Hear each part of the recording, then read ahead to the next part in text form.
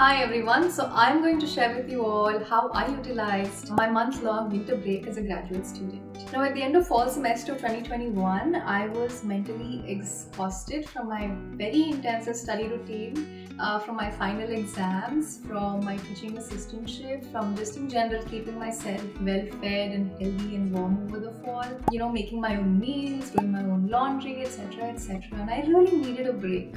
But at the same time, I didn't want to use all 30 days of my winter break just relaxing and taking it easy. So I'm going to tell you guys the 5 things I did over the last 1 month.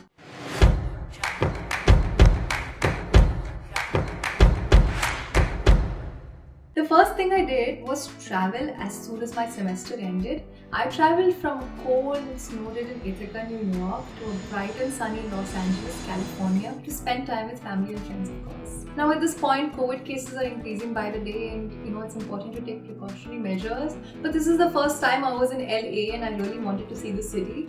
So I identified sites that I could go to and at the same time maintain physical distances. I saw a lot of beaches.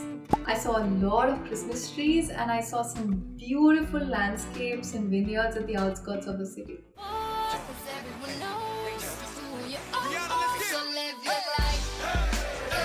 I also ate a lot of new cuisines and delicious meals. Los Angeles is famous for its food and I shopped. I mean, after all, it is the discount season.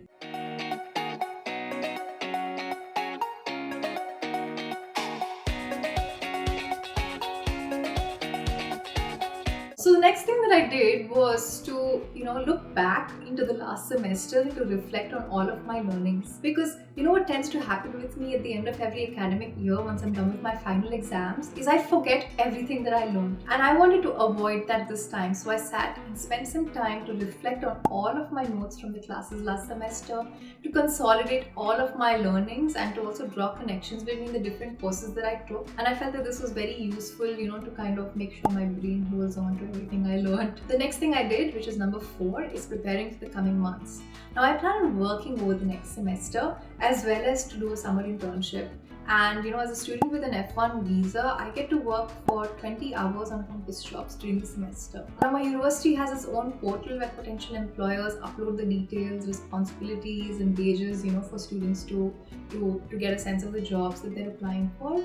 And on-campus opportunities tend to be very diverse. They can range from research assistantship to administrative assistantship to working in the dining halls or the arboretums of the university, to also working on on-campus restaurants and eateries, etc, etc. As for my summer internship, I think it's important to prepare early, and this means updating my portfolio of works, my curriculum vitae, getting my cover letter ready, listing down all of the companies that I think I see myself working in.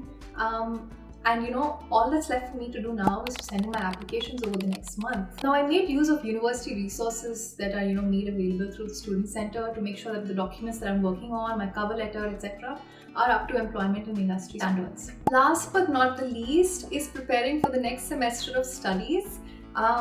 I've already pre-enrolled into the courses for next semester that I thought were most interesting and useful for my own career. Some of these courses, the professors also add their syllabus. And I really like to go through the syllabus thoroughly because it helps me understand the objectives of the course and what I can expect to take away from it by the end of the semester. But professors also add a week-by-week breakup of what they're going to teach, the topics they're going to cover, and the recommended readings for that week. And this I find the most useful.